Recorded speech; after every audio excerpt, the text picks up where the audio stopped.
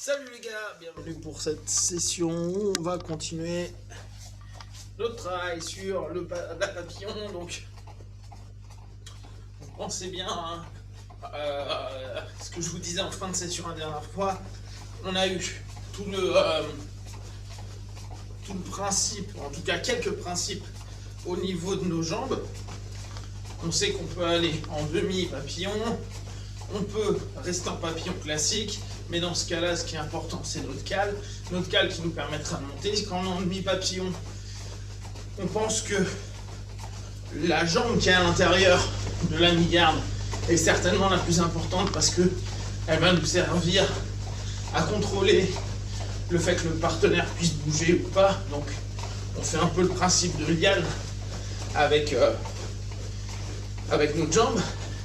Et l'autre, on s'était rendu compte que pour l'optimiser, il fallait éviter de trop poser le pied au sol, donc garder la cale plutôt en hauteur avec le minimum de contact au sol possible et même le mettre sur notre jambe. Bon, ça c'était quand on était en demi-butterfly. Maintenant, on a le principe quand je suis pas en demi-garde et que je mets juste ma cale, on pense bien que elle doit être en contact avec le partenaire et suivre le partenaire. Si j'enlève cette cale, bah, j'ai plus de contact, donc c'est mort.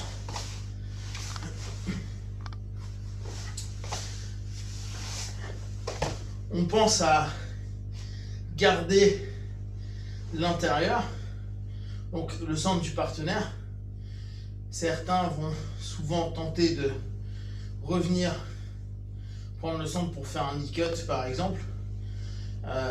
Donc on se bat en les éléments et en ramenant ses jambes à l'intérieur. On sait que on peut avoir juste une cale ou si je suis sur mes fesses et que j'ai un grip en gable grip, ou en tout cas un grip de corps, si je hug le corps, je peux me mettre sur mes deux fesses et dans ce cas-là, je vais plutôt travailler sur le rocking chair, c'est-à-dire relever mon partenaire. Donc à ce moment-là, je vais avoir déjà des logiques qui vont être assez diverses sur ma butterfly au niveau de mes jambes. On reprend après au niveau des bras. Au niveau des bras, on avait vu sur la demi-butterfly que c'était intéressant de prendre notre diagonale, c'est-à-dire genoux et bras. Attention parce que souvent on va faire sauter votre grip du genou. Et on a vu au fur et à mesure qu'on pouvait changer nos grips. On pouvait éventuellement le faire très classiquement, un bras, un col pour l'emmener, ou huguer comme on le fait en luta pour permettre d'être hyper en contact. Donc, soit le grip classique, soit le hug. D'accord? Donc, on a vu un grip classique, bras, col, un grip diagonal, col, pantalon, le hug. Et là, vu qu'on travaille au fur et à mesure, on a vu, on peut faire arm drag, contrôle, pousser mon partenaire, le bras de mon partenaire. Donc, on commence à avoir plusieurs process possibles sur la façon d'emmener nos grips. Bien sûr, pendant ce temps-là, mes jambes continuent leur boulot. Je peux être juste en cale, je peux être plus ouvert. Là c'est en général quand je vais avoir un contact en hug ou en mi-garde à ce moment-là. D'accord ? Je dois toujours penser au bas et je dois penser l'ensemble de mes membres. Donc mes 4 membres doivent être exploités pendant mon travail.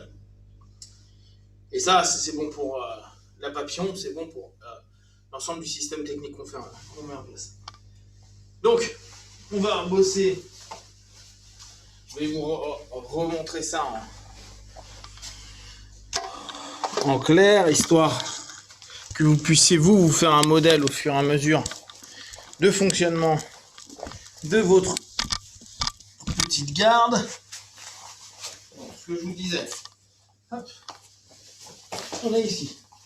Donc, au niveau des grippes bas, on a un, quand on est en demi-butterfly, 2, on évite trop le contact.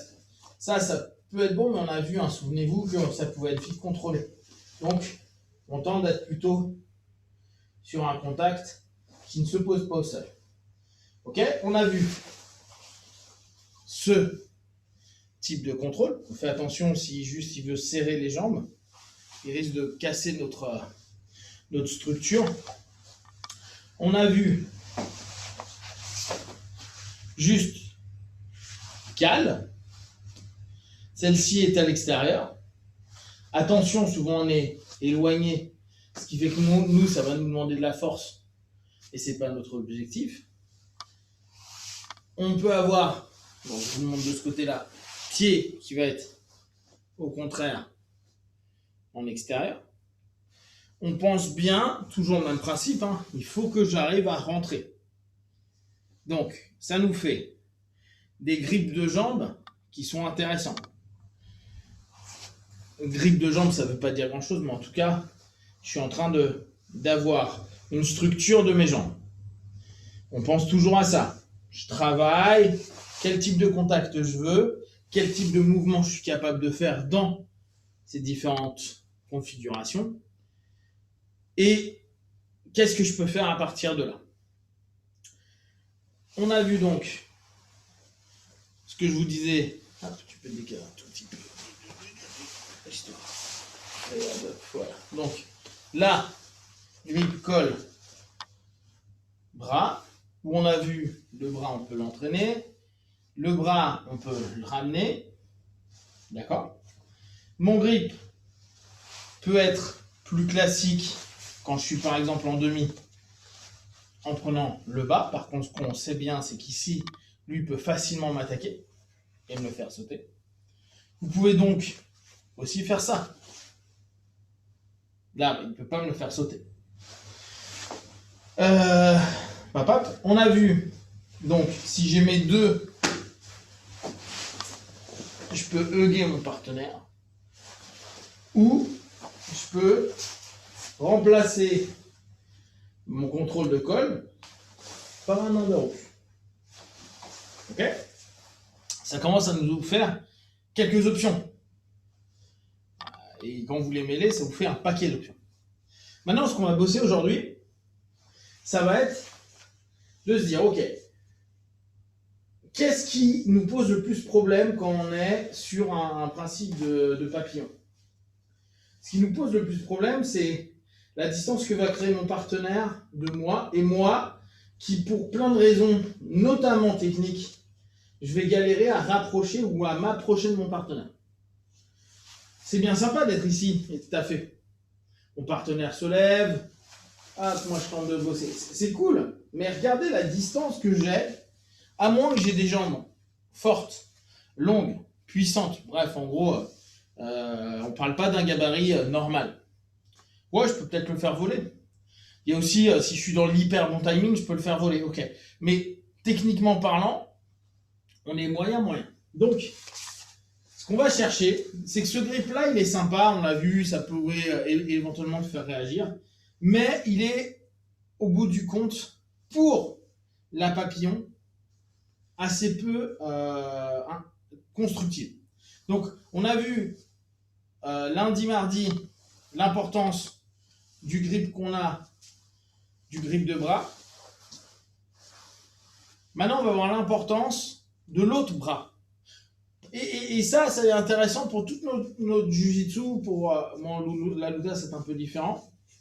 Mais dans notre jujitsu, on a un plus et un moins. Le plus, c'est que le gi nous donne une forme de distance et d'action-réaction du fait que, justement, il y a une latence et la toile va créer des mouvements et des possibilités sur mon partenaire qui sont hyper importants. À l'inverse du moment où je suis en luta, où au bout du compte, pour driver et changer les angles du partenaire, c'est dur. Là, ne serait-ce qu'avec un grip, je peux l'emmener derrière, je peux l'emmener devant, je peux l'emmener sur le côté, je peux l'emmener sur l'autre côté, je peux l'emmener bas, puis haut.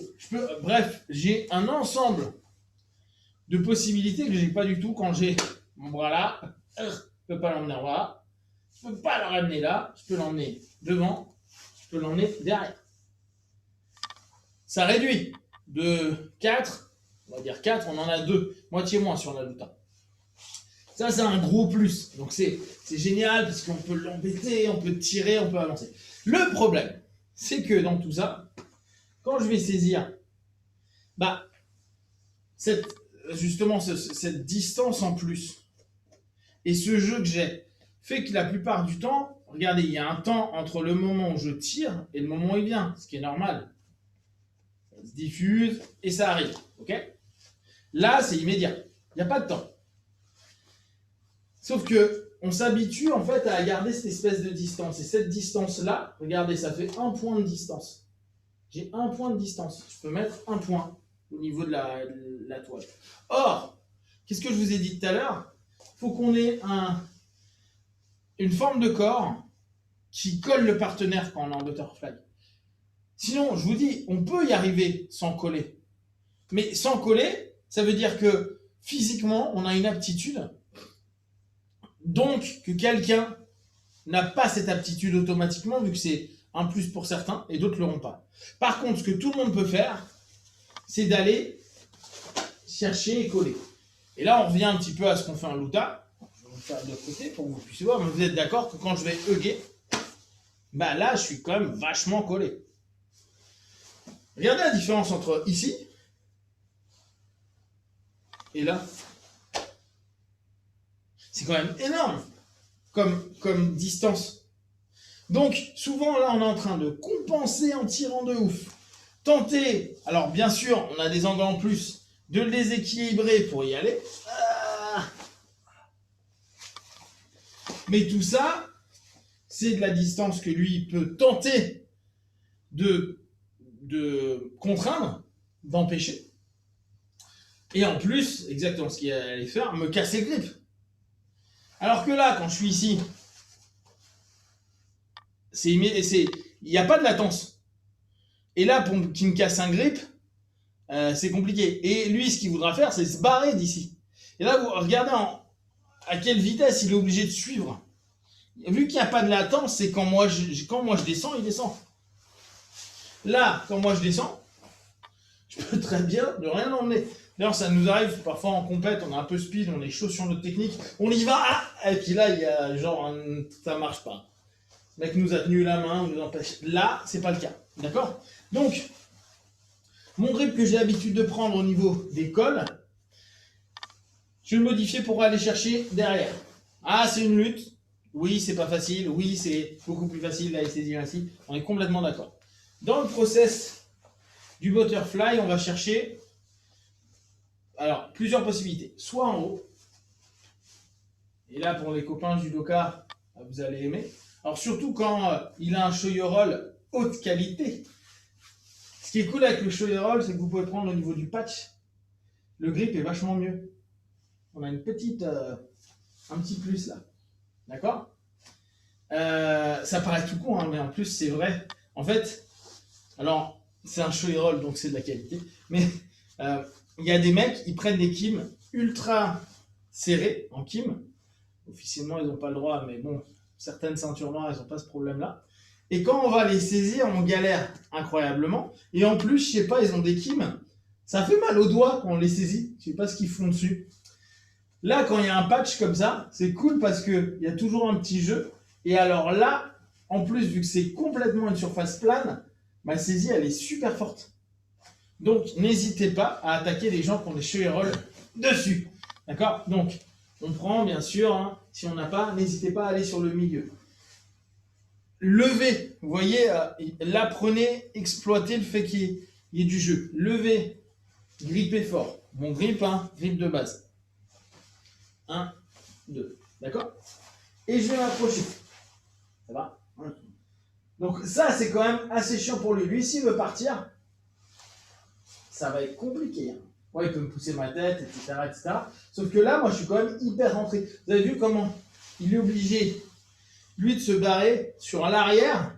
Mais s'il se barre sur l'arrière, il a plus de poids suffisamment pour me contraindre à quoi que ce soit. Et là, pour moi, c'est hyper facile. Parce qu'au bout du compte, je suis quand même collé à lui. Donc, premier grip qui m'intéresse, grip haut. Voilà, je suis en train de penser grip haut. Donc, la deuxième, alors là, on connaît tous, hein, l'autre underhook de Luda. Et n'abandonnez pas les underhooks. Hein. Alors, là, c'est vraiment le temps, l'expérience qui montre ça. Je me souviens, moi, quand j'avais commencé à la Luta, et je le répète tout le temps, mais ce qui m'avait le plus marqué, c'était le fait de voir tout le temps hooker intérieur et que on laissait assez facilement. Genre, je faisais ça, le mec il screamait, escrime, et puis au bout d'un moment, les mecs lâchent. Alors que les gars en Luta, quoi, avec Flavio à l'époque, mais personne lâchait. C'est-à-dire que s'il fallait le faire pendant 5 minutes, j'exagère, mais pendant bien 1 minute de phase de combat, bon, on le faisait. Et ça revient à ce que tu disais hier, tu sais, les gars qui s'habituent à se dire, c'est pas grave, il a grippé. Bah, les gars, ils se disent, oh, c'est pas grave, il est là, c'est pas grave. Mais si, c'est grave. Parce que si le mec, il est bon, il a son hook, surtout sur un principe de papillon, si au bout d'un moment, t'arrêtes complètement d'aller chercher, mais t'es mort. Parce que là, qu'importe ce que tu fais, t'as très peu de chances de partir. D'accord? Donc, on a vers le haut, on a le hook vers le bas. Et pour l'instant, je ne suis pas en train de vous embêter avec la ceinture. Sauf que un des points qui va devenir ultra intéressant pour nous, c'est d'aller choper la ceinture. Donc je peux reprendre. Alors, sur le haut, ça va être dur. Par contre, il y en a, ils font ça sur ce grip. Hop, ils font ça. Hop, et quand ils sont là, ils prennent ici. Et en l'occurrence, je vais être sur ce butterfly là. Ça, c'est cool. Parce que, à mon avis, là, avant qu'ils partent, s'envoler, ça va être très compliqué. Donc, bien sûr, tout le monde n'a pas la ceinture en combat, bien que les arbitres, la plupart du temps, nous arrêtent et nous font remettre la ceinture. Mais ça, c'est la version complète. Quand vous êtes dans la street, les gars n'ont pas toujours une ceinture. Donc, pensez, à la place de prendre un hook haut, vous allez juste prendre la ceinture. Et pareil, je fais quoi? Bah, ça me colle. Ok? Ce qui va être intéressant pour moi, parce qu'en gros, mon grip d'habitude que je cherche ici, que je cherche en premier, bah là, moi, je vais chercher d'abord les bras, voir un peu ce que je peux faire avec les bras. Et en fonction de ce qu'il m'offre, parce que souvent, il va casser un de mes grips, je rentre chercher sa ceinture. Là, maintenant, c'est vachement plus simple pour moi et je sais que quoi qu'il arrive, je vais être collé. Alors moi, ce que j'ai pris l'habitude de faire, c'est, je me suis aperçu en fait que si je rentre juste là, je suis pas hyper fort, d'accord? Par contre, si je rentre là et j'entre mon épaule, c'est beaucoup plus chiant pour lui, d'accord? Quand je suis là ou là. Parce que là, quoi qu'il fasse, je sens pas de danger. Je sais pas comment tu te sens toi. Non, je ne peux pas rentrer et chercher. Si je rentre pas l'épaule, je peux rentrer. Tu peux pas prendre de verrou quoi. Donc moi en général c'est ce que je fais. Alors que là, je vais reprendre là. D'accord? Autre chose, contact avec votre genou. Faut pas que votre hook, il n'y ait pas de contact.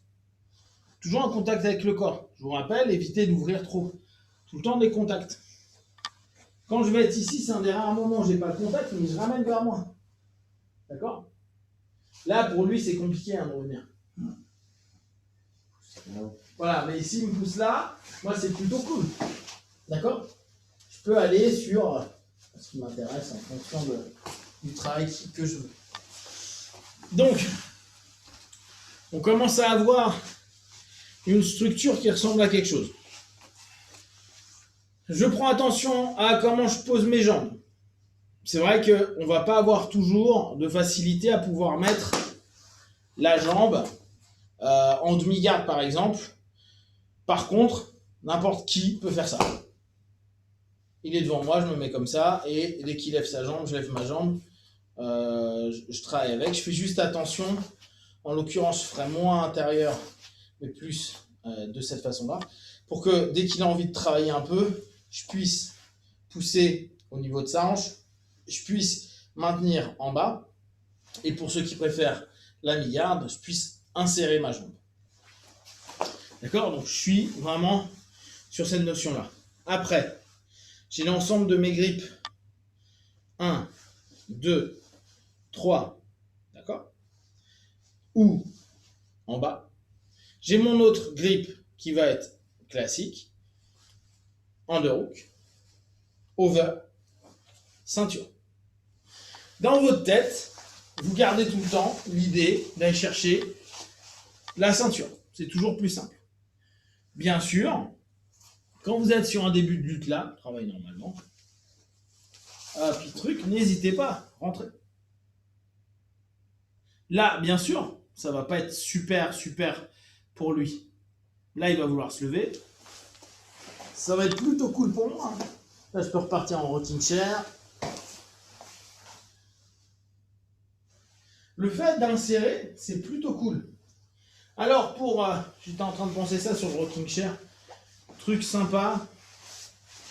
Et aujourd'hui, qu'on fait beaucoup moins, mais pensez-y. On est là. Je vais rentrer ici. Mon partenaire commence à bouger. Je reviens sur les deux. Je passe en rocking chair. Je pousse mon partenaire. Voilà, je descends.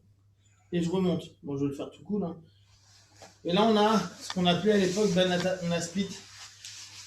Ce qui est cool. Voilà, pas pour mon partenaire. Mais ce qui est une vraie clé très chiante. C'était à queue qui me le faisait constamment. Il y a 20 ans, 25 ans. Il me faisait tout le temps ça. Paf. Clé de colonne. C'est une des rares clés de colonne avec le twister. Interdit, je crois. Hein. Ah ben, un split, c'est interdit. Voilà. Vous êtes des gars de la street, donc c'est pas un problème. Mais bon, même ça dans la street, je ne vous aurais pas le faire du tout. Mais c'est intéressant à savoir, d'accord? Ce qui est assez sympa, c'est vraiment ce process-là. Chercher intérieur. Alors bien sûr, lui ne se laissera pas faire. Donc on est là. N'hésitez pas, commencez à travailler, voyez où est-ce que vous voulez aller. Voilà, le il se lève. Moi, souvent, je vais plutôt exploiter là. Vous avez vu, même si on rentre en esgrime ici, je commence à voir quand même la ceinture. Donc, ce qu'il a fait, c'est qu'il rentre sur de l'esgrime ou vas-y, on commence un travail. Je suis là, regardez. Ce qui m'intéresse là, c'est que j'ai un 2-1. 2-1, ça vous rappelle quoi? Changement de grip. Boum. Je reprends par derrière. Bam. Moins cool pour lui. D'accord? Là, je ne sais pas comment il va réagir, mais en fonction, je suis quand même plutôt pas mal. Soit pour aller prendre un dos, soit pour aller lever, soit pour aller travailler sur une coyote, etc. D'accord? Donc, aller prendre la ceinture est assez déstabilisant pour le partenaire parce qu'il est obligé de réagir. On est là. Vous, mon travail, normal. Je vais le chercher. Ah, là, je suis plutôt pas mal. Ouais, bonne idée, prends over. Mais là, moi, je m'en fiche parce que plus il sera collé, mieux je serai.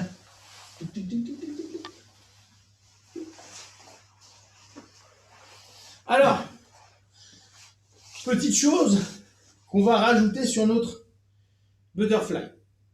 La plupart, sur notre sweep là. La plupart du temps, vous êtes d'accord que traditionnellement, alors les ceintures blanches, bleues, comme d'hab. Hein.